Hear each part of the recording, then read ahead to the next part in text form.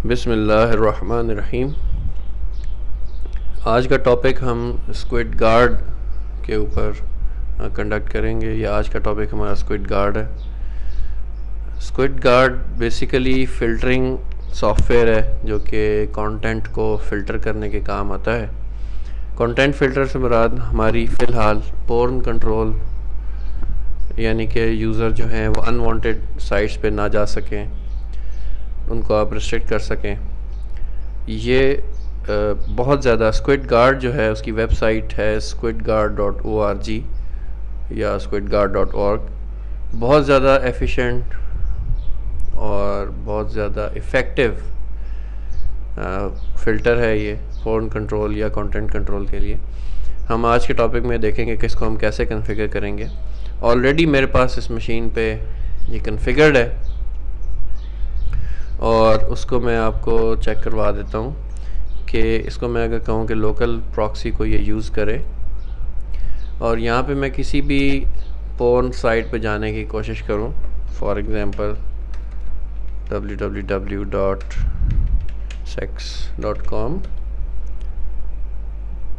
ये जो एरर आया है, जो कि आप एक्सेस डिनाइड का एरर देख रहे हैं, ये स्क्विड का अपना है। ये इस वजह से आया कि मैंने स्क्विड में पिछले सेशंस में ACL के थ्रू बैड साइट्स को कंट्रोल किया था या रेड लिस्ट के थ्रू कंट्रोल किया था। ये एरर उस वजह से है। लेकिन याद रहे कि ये जो ACL के थ्रू आप कंट्रोल करते हैं पोर्न को, उसकी जितनी बड़ी फ़ाइल होगी उतना ज़्यादा वो स्लो होगा। एनीवे, अब मैं किसी ऐसी साइट पर जाता हूँ जो कि मेरी ACL में डिफ़ाइंड नहीं है। लेट्स से मैं playboy.com पे जाने की कोशिश करता हूँ।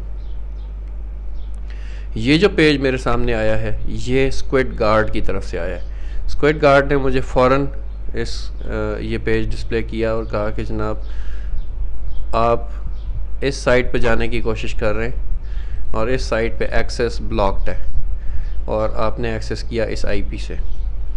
मज़ीद मालूमात के लिए आप ऑपरेटर को लिख सकते हैं, जहाँ पे ईमेल आप चेंज भी कर सकते हैं। एनीवे, ये था स्क्विड गार्ड की इफ़ेक्टिवनेस।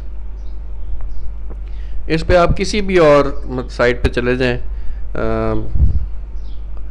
अब आई डोंट नो, बहुत सारी साइटों के नाम, बड़े इनोसेंट साइट्स भी होती हैं और उनके अंदर जो है वो इस किस्म का मटेरियल होता है।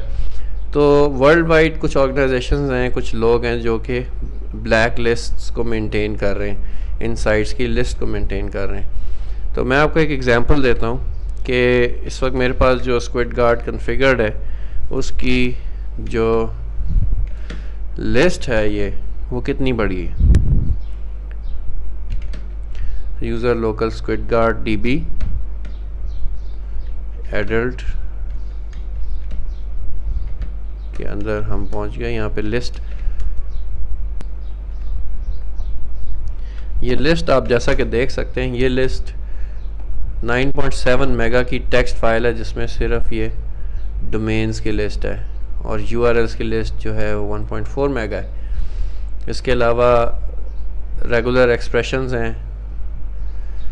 अब आप ये देखिए कि ये कितनी हैं डोमेन्स। ये देखिए, ये मैं पेज आप कर रहा हूँ और बेतहाशा अगर मैं आपको वर्ड काउंट दिखाऊं, word count minus list of domains, तो 5,81,000 डोमेन्स इस एक फ़ाइल के अंदर मेंशन्ड हैं जो ब्लॉक्ड हैं।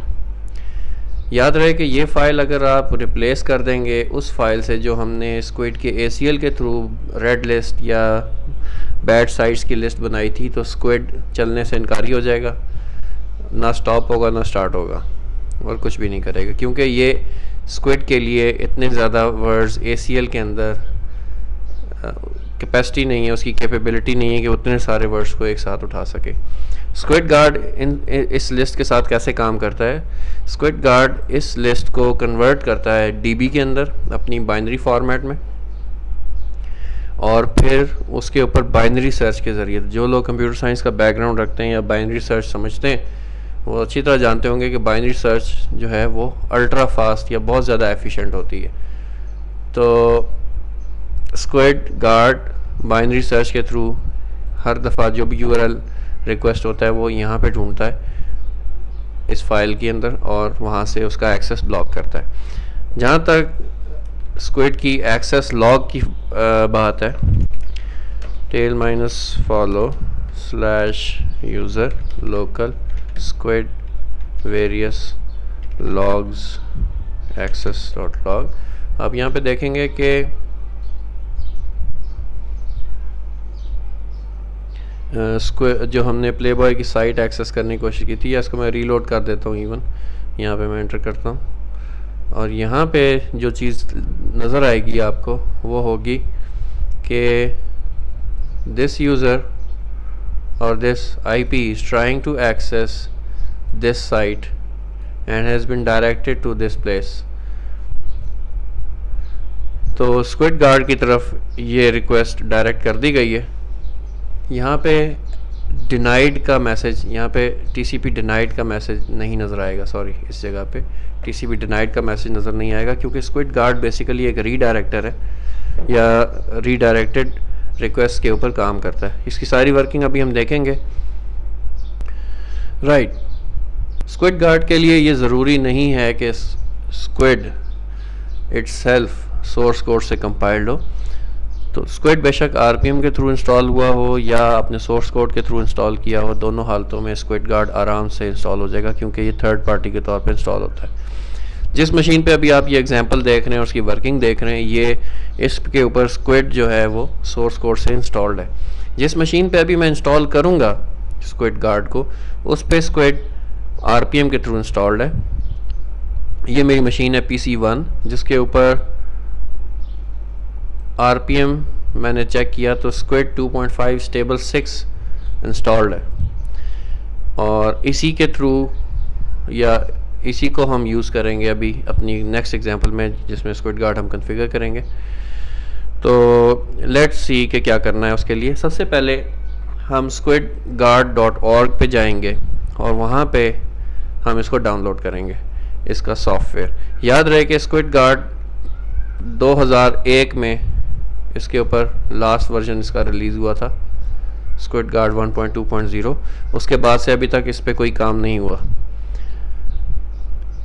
ये वर्जन हम डाउनलोड करके इसके बाद एक पैच डाउनलोड करेंगे एक और साइट से और उसको इसके साथ इम्प्लीमेंट करके और फिर हम इसको चलाएंगे।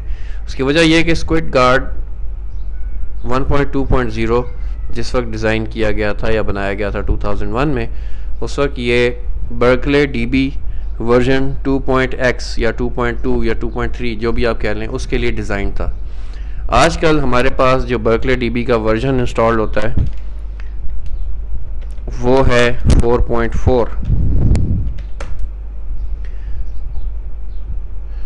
बर्कले ये है DB4.4, DB4 या DB4.4। अगर आप मज़ीद देखना चाहते हैं RPM-QI DB4, ये देखिए जी, ये इसकी इंफॉर्मेशन सारी सामने आ गई।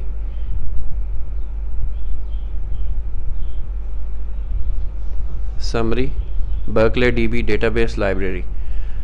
ये बर्कले डीबी का मुख्तसर तारुफ ये है कि ये एक बहुत लाइट वेट डेटाबेस है, बहुत फास्ट, एफिशिएंट और एसिड कंप्लाइंट है। जिस तरह ओरेकल या पोस्टग्रेसक्यूएल ये एसिड कंप्लाइंट डेटाबेसेस हैं, उसी तरह बर्कले डीबी भी एसिड कंप्लाइंट डेटाबेस है और बहुत ज़्यादा हैवी डेटाबेस सिस्टम या हैवी सिस्टम नहीं इसको चाहिए होता। एनीवे, स्क्विड गार्ड 1.2.0 जो हम देख रहे हैं यहाँ पे, ये डिज़ाइन किया गया था बर्कले डीबी 2.x वर्जन के लिए। आजकल जो हमारे पास डिस्ट्रीब्यूशन में बर्कले डीबी का वर्जन अवेलेबल है वो 4.4 है, जिसको स्क्विड गार्ड नहीं समझता। लिहाजा अगर आप स्क्विड गार्ड को डाउनलोड करके कंपाइल करके कोशिश करेंगे चलाने की तो वो नहीं चलेगा। उस मकसद के लिए हमें एक पैकेज चाहिए या पैच चाहिए। तो लेट्स स्टार्ट, इसको डाउनलोड करते हैं। इत्तेफाक से मेरे पास ये डाउनलोड का लिंक इसको मैं दिखा देता हूँ आपको, लेकिन ऑलरेडी मेरे पास स्क्विड गार्ड डाउनलोडेड हालत में मौजूद है तो मैं उसको अपने सिस्टम पे मूव कर देता हूँ। Right, ls/data install linux software cache servers okay, squid guard मेरे पास ऑलरेडी मौजूद है, इसको मैं पुश कर देता हूँ on my PC1, scp/data install linux software cache servers squid guard to 192.168.1.1:temp में इसको भेज दे। सॉरी, यहाँ पे मुझे मेंशन करना पड़ेगा root at this. Okay, squid guard move हो गया 1.8 MB का। इसके साथ इसका एक पैच अवेलेबल है, उसको भी हम मूव कर देते हैं। पैच में आपको दिखा देता हूँ कि उसकी साइट कौन सी है और वो कहाँ से डाउनलोड करना है।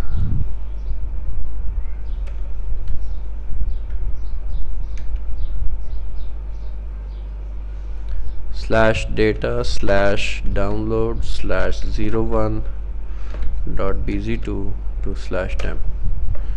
Okay,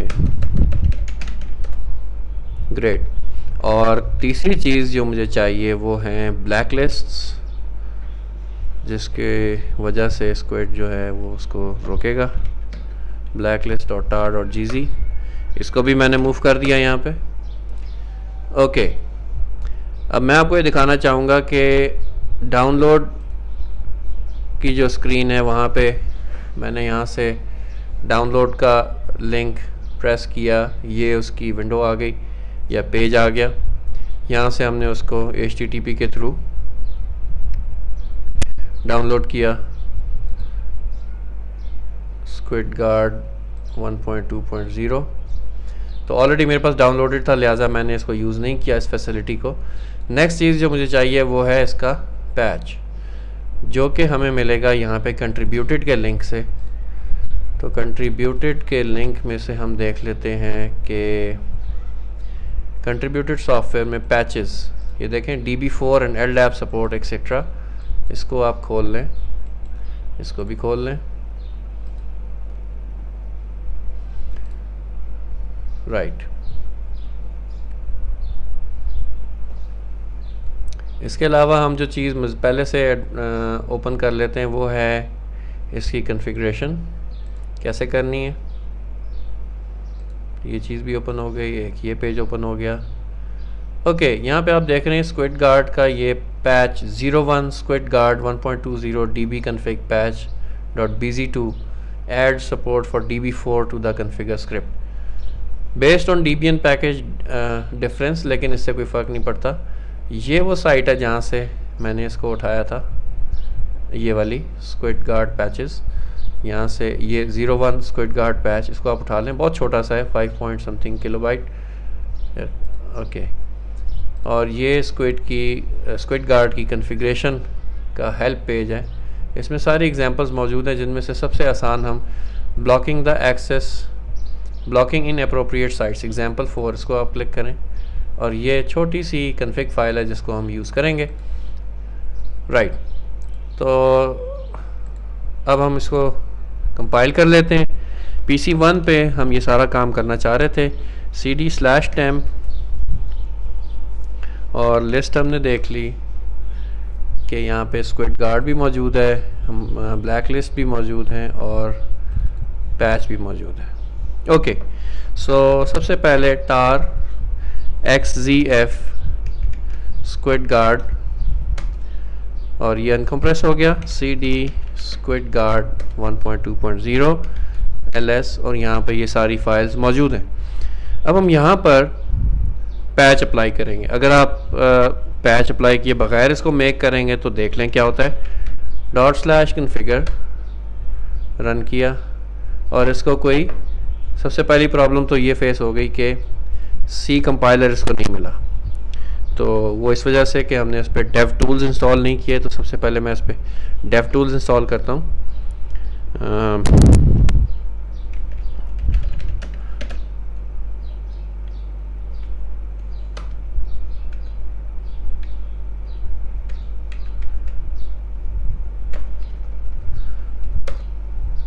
okay,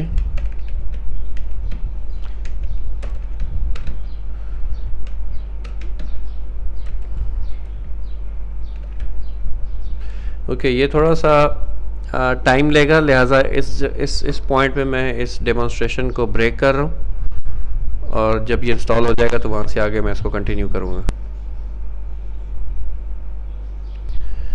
right, GCC devel GCC 3.4 मैं इसको दे चुका हूँ। glibc devel glibc headers और glibc kernel headers, सारी चीज़ें मैंने इसको प्रोवाइड कर दी। ग्रेट, ओके, पैकेजेस इंस्टॉल हो गए, सी कंपाइलर इंस्टॉल हो गया। अब मैं दोबारा से कन्फिगर का स्क्रिप्ट रन करता हूँ और अब देखते हैं कि ये क्या हमें आउटपुट देता है। अब वो कह रहा है बर्कले DB भी रिक्वायर्ड है। ओके, यहाँ से मैं वापस RPM की डायरेक्टरी में चला जाता हूँ और यहाँ पे मैं इसको लिखता हूँ RPM-IVH DB4-4 is already installed। Okay, DB4 का डेवलपमेंट वर्जन मैंने इंस्टॉल किया और अब देखते हैं कि कॉन्फ़िगर का स्क्रिप्ट हमें क्या कहता है।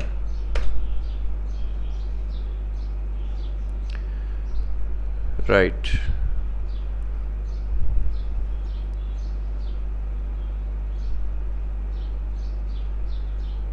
ग्रेट, तो कॉन्फ़िगर का स्क्रिप्ट जो है सक्सेसफुली एग्ज़िट हो गया। अगर हम इसको डॉलर क्वेश्चन मार्क से देखें तो एग्ज़िट कोड भी 0 है, लेकिन मेक हमें एरर देगा। ये देखिए, ये एरर्स आए कि वार्निंग SGDB init, और SGDB जो है स्क्विड गार्ड की DB है जिसका इसको एरर्स आए। उसकी वजह वाहिद यही है, ये देखिए मेक में एरर आया है। उसकी वजह यही है कि स्क्विड गार्ड 1.2.0 DB4 या बर्कले DB 4.4 को नहीं समझता। अब हमें इस जगह से आगे जाने से पहले पैच अप्लाई करना है, तो पैच अप्लाई करने का तरीका भी देख लीजिए। सबसे पहले मैं कॉपी कर लूँगा पैच, जो कि एक स्टेप पीछे पड़ा हुआ है, 01 टू दिस प्लेस लिस्ट, और ये रहा पैच। इसको मैं अनकम्प्रेस कर लूँगा, bzip to minus decompress 01 great ls, ये रहा पैच। और अप्लाई करने का तरीका ये है कि patch minus p patch level 1 gets the information from 01 squid guard 1.2.0 patch, enter. और आपने देखा कि इसने कुछ मैसेजेस दिए। इन मैसेजेस के बाद अब हम इसको कंपाइल करेंगे और आप देख लीजिए एक दो फिर कॉन्फ़िगर, और उसके बाद फिर मैं मेक करूँगा। लेकिन मेक इंस्टॉल से पहले मैं आपको एक आध चीज़ और दिखाऊंगा इसकी, कि कॉन्फ़िगर टाइम पे हमें इसको कुछ पैरामीटर्स देने। अब वो पैरामीटर ये देखिए कॉन्फ़िगर हो गया, और यहाँ पे मैं मेक करूँगा तो मेक सक्सेसफुली आगे जाएगा। अभी ये राइट, यहाँ से आगे इसको कोई प्रॉब्लम नहीं हुई। ओके, वाई प्रॉब्लम आई है, आई एम सॉरी। ये इसको चाहिए एक और पैकेज YACC। ओके, ये भी हम इसको प्रोवाइड कर देते हैं।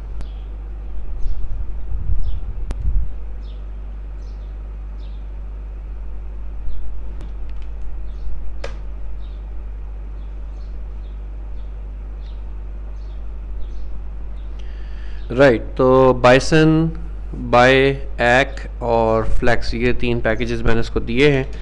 और लेट्स सी कि RPM या कॉन्फ़िगर का स्क्रिप्ट अब हमें क्या कहता है। बाइसन इसको मिल गया, फ्लैक्स मिल गया। ओके, लिंक्स पे भी इसने एक कहा है कि लिंक्स इसको फॉल्स मिला है, लिंक्स भी इसको दे देते हैं। एहतियातन प्रोवाइडेड लिंक्स हमारे पास हाँ है। Okay great.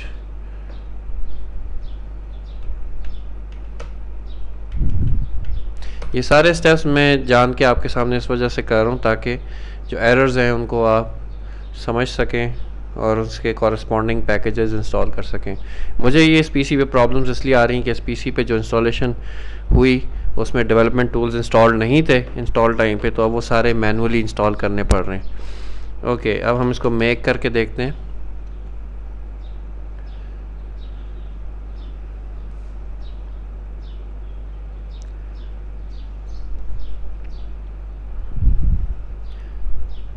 ग्रेट, अभी तक तो ठीक जा रहा है।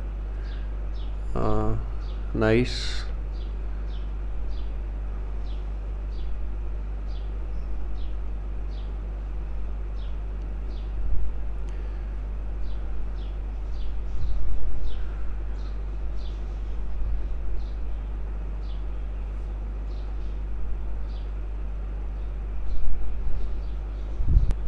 राइट, आपने देखा अगर थोड़ा सा गौर करें तो ये लिंक्स जो पैकेज मैंने इंस्टॉल करके दिया है, लिंक्स जो है वो टेक्स्ट वेब ब्राउज़र है और ये इस कॉन्फ़िगरेशन के या मेक के दौरान हर दफ़ा ये एक्सेस कर रहा है squidguard.org FAQ को और वहाँ से चीज़ों को डाउनलोड करके यहाँ पे इंस्टॉल कर रहा है।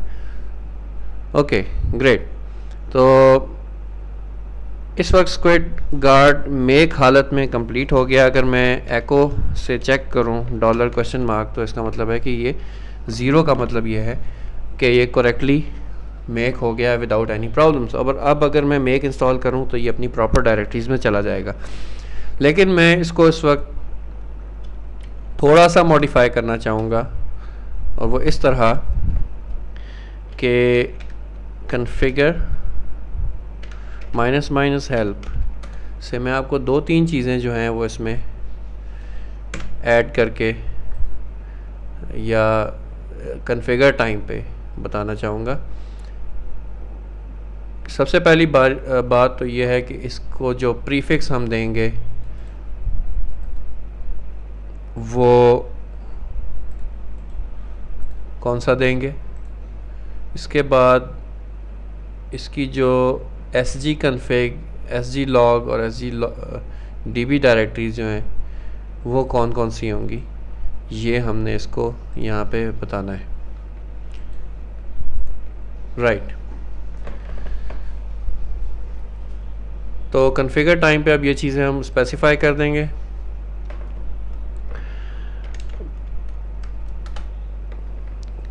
Configure okay ./configure -prefix is equal to /user/local /squidguard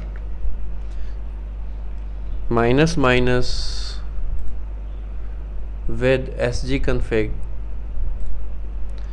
with dash sg-config। Rather अगर आप सिंपली स्पेल मिस्टेक से बचने के लिए इसको कॉपी कर लें तो ज़्यादा बेहतर है।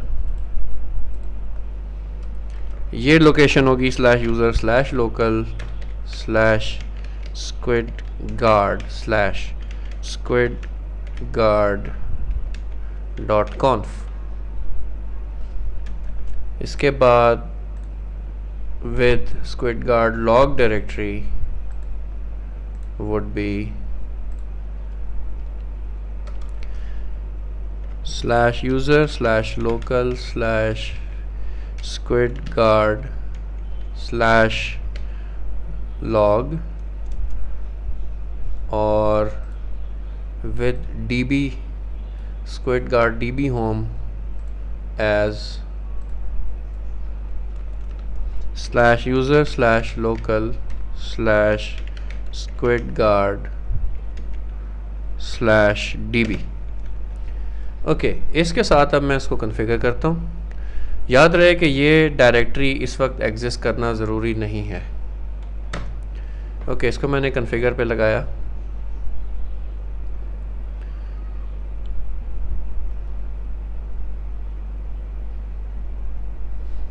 राइट, ये कॉन्फ़िगरेशन कंप्लीट हो गई। उसके बाद मैं इसको करूँगा मेक, और अपना काम मज़ीद आसान करने के लिए make install, and if successful then echo squid guard installation successful, otherwise if anything fails then echo failed। Okay, इससे क्या होगा कि अब ये दोनों तीनों स्टेप्स जो मेक और मेक इंस्टॉल के हैं वो करेगा, और आखिर में मुझे पता चल जाएगा कि आया कि करेक्टली चीज़ इंस्टॉल हुई या नहीं हुई। राइट, आप देख रहे हैं कि मेक इंस्टॉल भी सक्सेसफुल रहा, और हमारे पास ये आखिर में हमारा ही डिफाइंड मैसेज आ गया कि squid guard installation successful. Right, अब ये सारा कुछ किधर गया है? cd/user/local/squid guard, देखें ये इसने डायरेक्टरी भी बना दी, और यहाँ पे आपको इसकी बिन डायरेक्टरी भी नज़र आ रही है, और जिसके अंदर इसकी एग्जीक्यूटेबल फाइल है, और यहाँ पे आपको इसकी लॉग डायरेक्टरी भी नज़र आ रही है जो फ़िलहाल खाली है। ग्रेट, तो स्क्विड गार्ड हमने सक्सेसफुली कन्फिगर और इंस्टॉल कर लिया है, नॉट कन्फिगर बल्कि सिर्फ इंस्टॉल कर लिया। अब उसकी कन्फिग्रेशन रहती है और चीज़ें रहती हैं। तो अब नेक्स्ट सेशन में हम उसको देखते हैं।